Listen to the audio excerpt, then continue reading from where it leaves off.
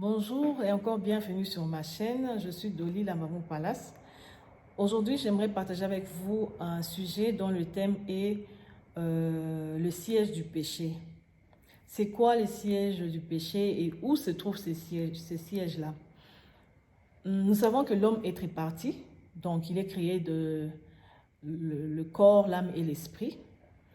Et Genèse 1,26 dit: Dieu dit, créons l'homme à notre image et à notre ressemblance, et qu'il domine sur toute la terre. Donc, dans ces versets, nous voyons Dieu est en train de parler de l'image et de la ressemblance. Dieu, après avoir créé la nature, toutes ces choses, il s'est dit que je vais créer l'homme, mais je vais le créer de façon spéciale, pas comme toutes les autres créatures. Alors, il s'est dit, je mets mon image et ma ressemblance dans l'homme. C'est quoi maintenant cette image? C'est quoi cette ressemblance? L'image de Dieu, c'est tout simplement l'Esprit de Dieu en nous. C'est l'Esprit de Dieu qui est en nous. Et l'Esprit de Dieu en nous a pour but de communiquer avec lui. C'est le canal de communication. Pour que nous, on lui parle, que lui, il nous écoute. Cela explique pourquoi même un païen peut être exaucé. Même quelqu'un de n'importe quelle religion peut être exaucé. Parce que tout être humain a l'Esprit de Dieu en lui, a l'image de Dieu en lui. Jacques 4, 5 dit: c'est avec jalousie que Dieu chérit l'Esprit qu'il a mis en nous. Cet Esprit, Dieu l'a mis depuis le commencement. C'est différent du Saint-Esprit. Le Saint-Esprit survient sur nous. Mais l'Esprit dont Genèse parle, c'est la partie de Dieu qui a été mise en nous depuis le commencement. Je dis, n'importe quel être humain peut être exaucé par Dieu. Mais seulement la différence, ce n'est pas tout être humain qui est sauvé, qui a la porte ouverte pour l'éternité. Nous sommes sauvés au moyen de la foi en acceptant Jésus-Christ, en admettant que Jésus-Christ, il est le Seigneur, il est le Sauveur et que son sacrifice est réel pour nous racheter. C'est comme ça que nous sommes sauvés. Nous avons la porte ouverte pour l'éternité.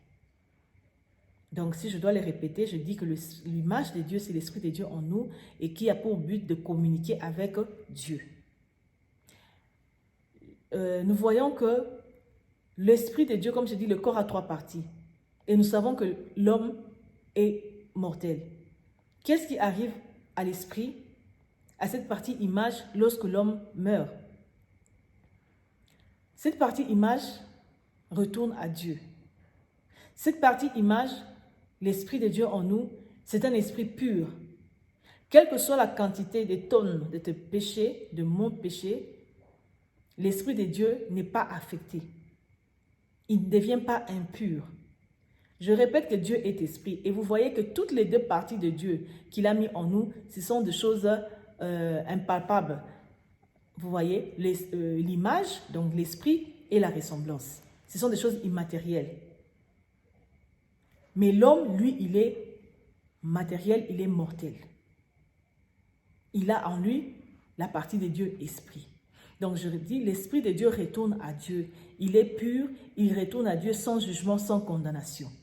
Il n'est pas affecté par nos sentiments, il n'est pas affecté par les péchés que nous commettons.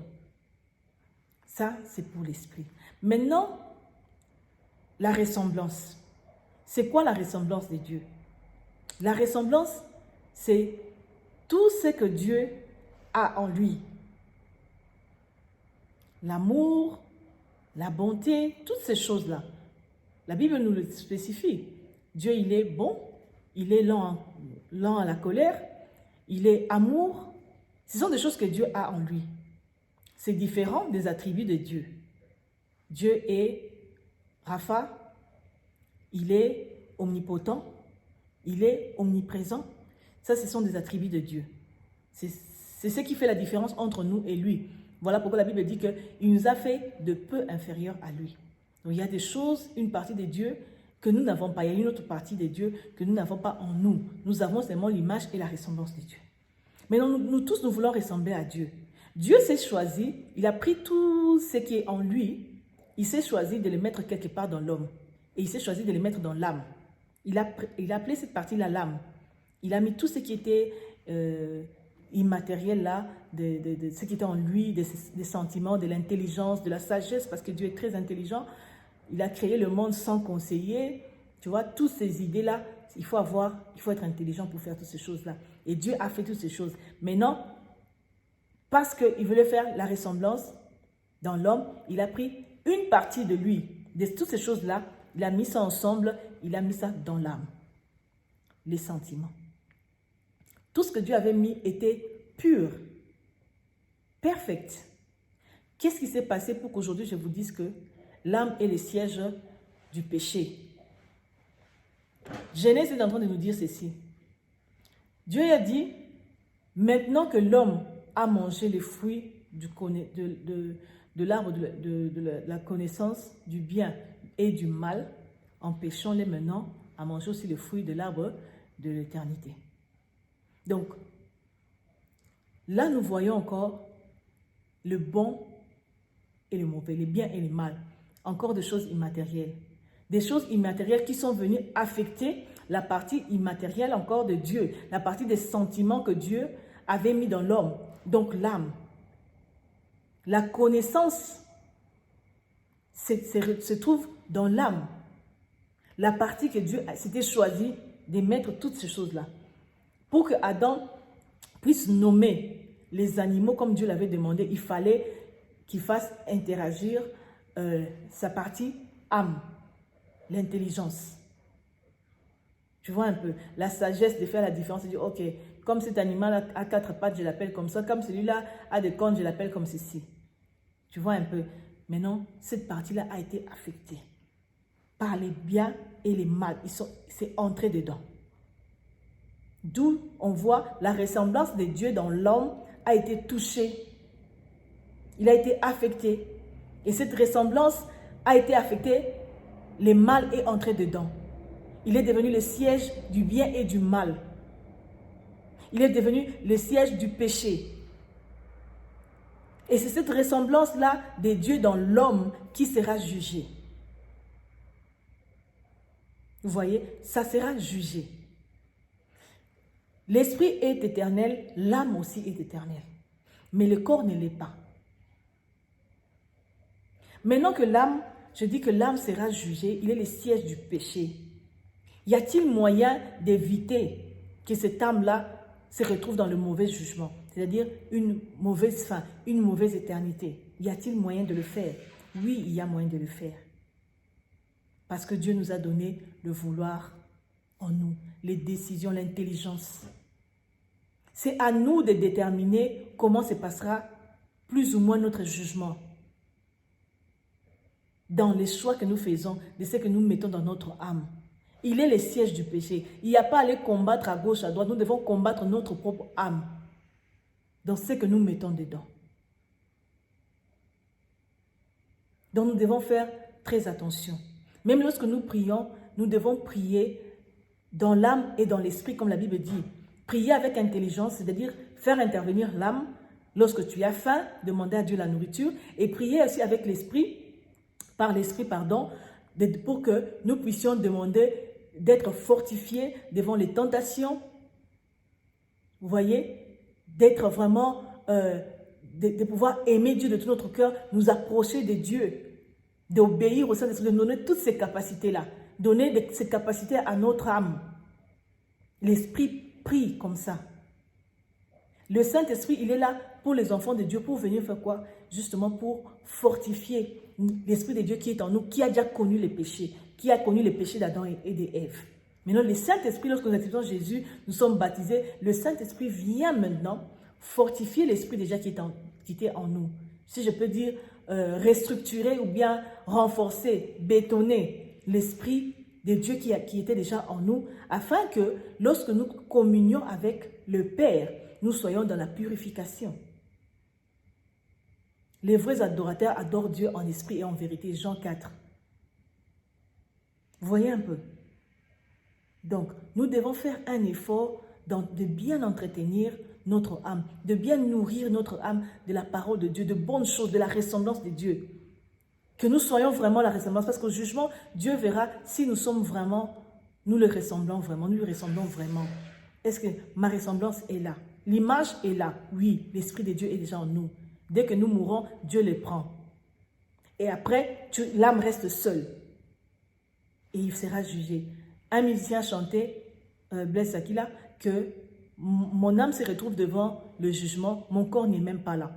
Pendant que je faisais tout ce que mon corps demandait, les caprices, les désirs de la chair, je l'ai fait. Aujourd'hui, je suis jugé parce que j'étais en train de satisfaire mon corps. D'où encore intervient, c'est que Paul a dit, j'assujettis mon corps, je le traite durement, afin que ton corps ne puisse pas t'amener où c'est en enfer. Donc faisons attention vraiment à notre âme, c'est que nous donnons à notre âme, la nourriture que nous donnons, comment nous nous comportons. Essayons de voir chaque fois, est-ce que nous sommes à la ressemblance de Dieu, afin que le siège, l'autre âme ne soit plus le siège du péché, mais qu'il soit le siège de quoi? De bonté. Le siège de la sanctification. Chaque jour de notre vie. Que notre âme soit le siège de la sanctification. Ne pensons pas, nous ne soucions pas de l'esprit parce qu'il est pur. Ne nous soucions pas du corps, mais soucions-nous de l'âme, de l'éternité. Voilà. Alors, qu'est-ce que je peux encore dire? Si nous devons encore parler du corps, nous pouvons parler du corps, mais je dirais que dans, disons, l'absence du péché, dans l'absence du péché d'Adam et Ève, il n'y avait pas de connaissance. Adam et Ève ne savaient pas qu'ils étaient nus. Vous voyez, ils ne savaient pas. C'est seulement quand ils ont mangé qu'ils sont devenus nus. Ok, ils ont la connaissance du bien et du mal. Qu'est-ce qui se passe maintenant pour le corps? Le corps, dans Genèse 1, 26 encore, Dieu dit que l'homme domine sur toute la terre. Pour que l'homme domine sur toute la terre, comme j'ai dit, il avait déjà créé tout était déjà matériel. Il fallait interagir. Donc voilà, là où le corps est venu. Dieu n'accorde pas de la valeur, vraiment une grande valeur au corps. Sinon Jésus n'allait pas mourir crucifié. Sinon les apôtres ne seraient pas, Jean-Baptiste ne serait pas décapité. Les apôtres lapidés. Si vraiment le corps avait de la valeur devant Dieu. Non, je ne pense pas que c'est le cas. Mais il chérit l'esprit qu'il a mis en nous. Il chérit l'esprit qu'il a mis en nous. Il veut que nous puissions lui ressembler. Pour le corps, nous savons que le corps a déjà été condamné depuis le début.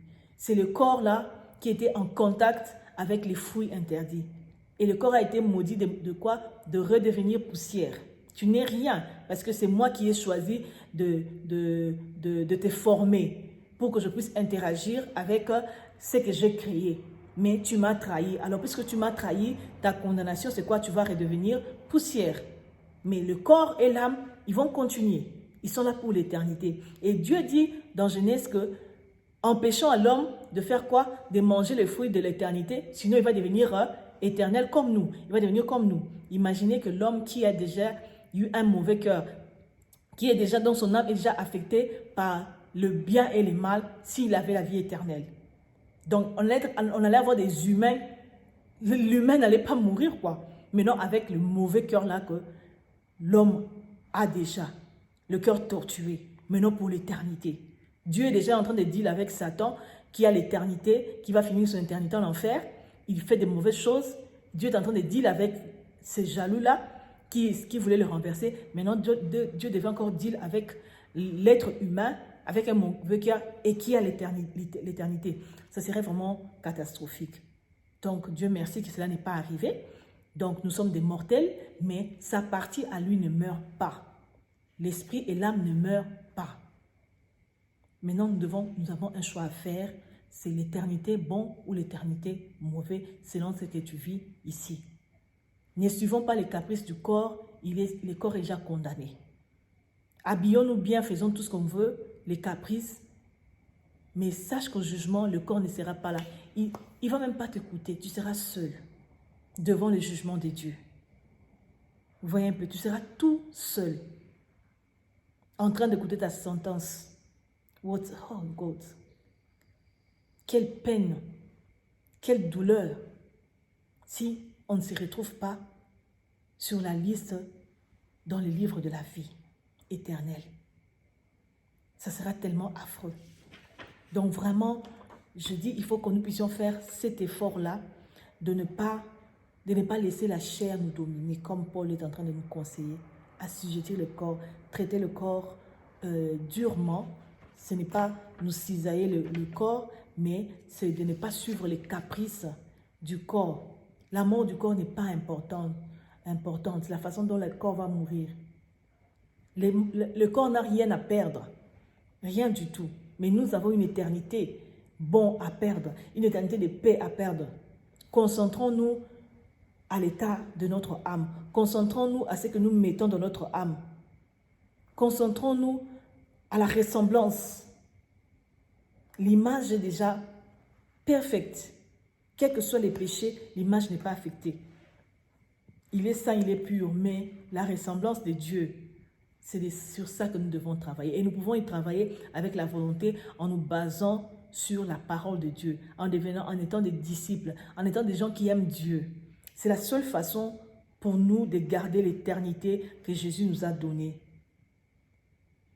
Vraiment, veillons les uns sur les autres, veillons sur les âmes des uns et des autres. Ne soyons pas égoïstes d'aller au ciel seuls.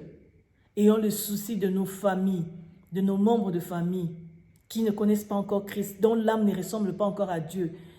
Pendant que nous sommes encore en train de nous battre, de ressembler totalement à Dieu, vraiment, veillons aussi aux gens qui sont autour de nous, au corps du Christ, à nos frères, nos sœurs. Veillons. Les gens qui ont connu l'expérience de mort imminente, ils disent toujours, l'enfer, ce n'est pas un lieu que tu peux souhaiter même à ton pire ennemi.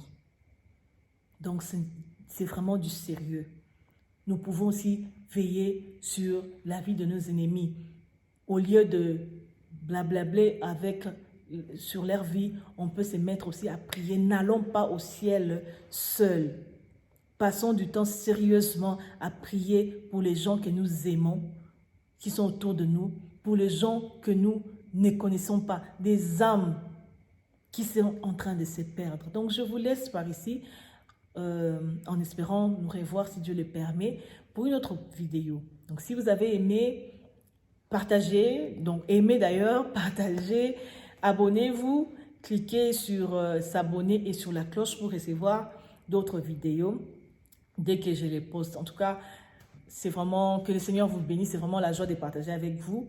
Et merci toujours, je dis, pour les gens qui sont inbox par des WhatsApp autour. Je vous dis merci pour vos encouragements et les idées que nous continuons à partager. Que le Seigneur vous bénisse.